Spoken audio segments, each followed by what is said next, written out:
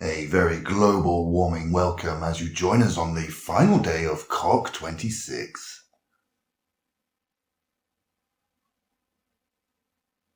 Yes, Michael, so much for droughts and global warming. It's been freezing and raining this whole time up in Glasgow. Yes, Michelle, and this week we've learnt that even climate change itself is racist and targets people of colour, as well as the low-lying parts of the UK near the sea, where people don't know how to speak properly. President Obama has said that islands are the canary in the Australian coal mine.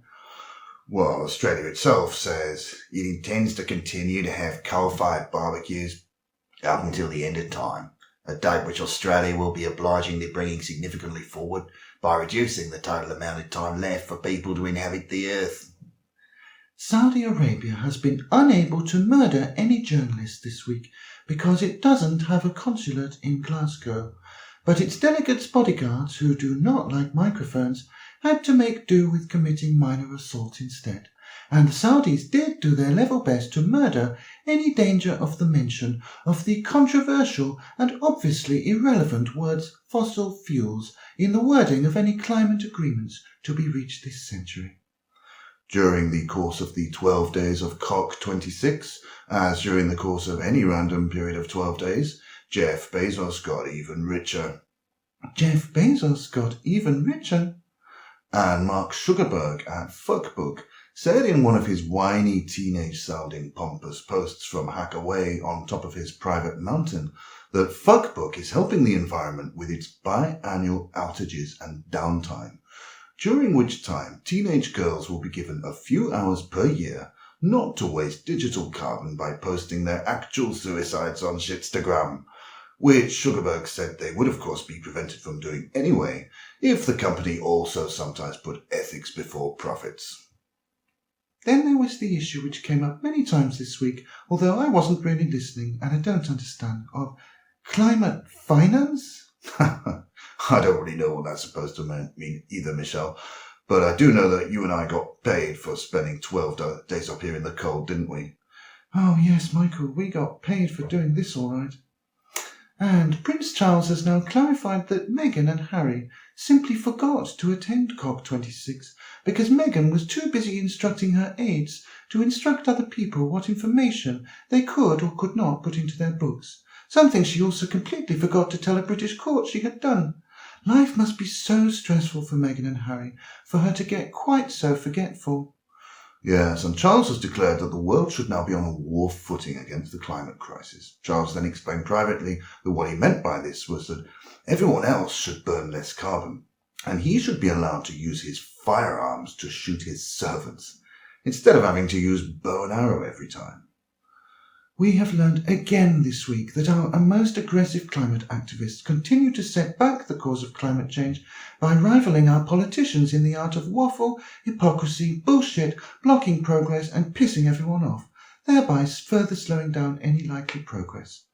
Yes, the only difference is the politicians are more smartly dressed and more presentable, and don't admit publicly to sniffing glue all the time. That's right, and now that the climate crisis is no longer just a crisis, but a proper emergency, world leaders and delegates will now be forced to do their waffling every year, not just to the already demanding schedule of every 5 years, which stood before. For our world leaders and our politicians, the script goes rather like a mummies and daddies role-play game that 6-year-olds might play. Waffle, waffle, leadership, your excellency, I'm in charge, Mr. President. Waffle, building bridges, banging my toy hammer on this table, Mr. President. Global leadership, we thank you. Global crap development at cock. Waffle, bollocks, farting, plop, negotiations down to the wire. But who cares if Boris jetted back for the day or not? Let's watch videos about next year's cock instead. Waffle, waffle, important people sitting round tables wearing ties. Mr. and Mrs. Excellency, waffle, toss and fuck. While for the Insulin Britain protesters who are not important, not competent, not smart, but are every bit as corrosive and just as good at wasting everyone's time, the script goes more like this, here from Tracy Mandelman at Insulate Britain. But there is nothing we can do about it, and we can't answer your questions because we are drowning in glue here, and that's your fault for bringing us all up to Glasgow, where the availability of glue to put up our noses is just too much to resist, and we are sure that this is the right thing to do in order to make people take climate change seriously, and we are sure that we are right about everything, so you can fuck off if you disagree with sniffing glue as the solution. Meanwhile, Tracy's colleague Liam Naughty had only... Oh, no, Michelle, I'm sorry to cut you off. Please, no. We covered Liam last week, but I can't take any more of his dulcet tones at this point. And I thought he drowned in his own barrel of glue this week anyway. Me too, Michael. Well then, to wrap up proceedings for us now, it only remains to hear from our Glasgow Gladiator Prime Minister, Boris Johnson. Just coming, ladies and gentlemen. I'll be there by 2025, I promise. Unlike when most of these climate pledges are ever likely to be delivered. Ladies and gentlemen, the other day when I jetted to and fro between Glasgow and London, I warned our great leaders and delegates not to have false optimism here at COP26 not to have false optimism in the catering services this far up north. But, ladies and gentlemen, on this, our final day at COP, I would urge all my fellow leaders to observe that the sandwiches and the smoked salmon are still well within our reach, as we, important people, wearing suits and ties and wigs, as we sit here somewhere late into the night, eating something. I was going to say something. Something may happen. But I'd like to finish by adding what fantastic opportunities this week has presented me with, ladies and gentlemen, for avoiding difficult and frankly irrelevant questions in our great Parliament in Westminster. I only wish I had uninterrupted access to COG, but alas I don't, because Dominic Cummings deserted me now quite some time ago. In the meantime, a lot of work still to be done here. Negotiations down to the wire, ladies and gentlemen. So for now, to the British people on our world stage, over and out, but with a toast from actually from Downing Street. But I've proudly brought my doggy bag back from Glasgow down on the Prime Ministerial rocket steam train. But no haggis in my doggy bag, I might add. But for now, ladies and gentlemen, over and out.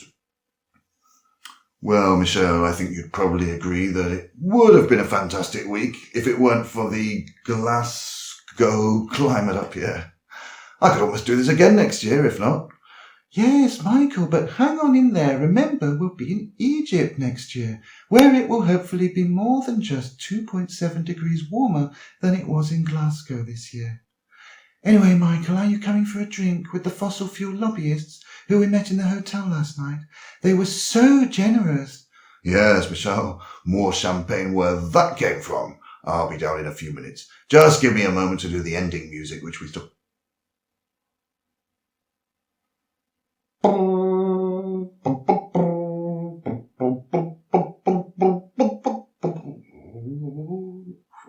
Fuck it. Climate change. Well, here's a toast to Boris. I don't care anymore.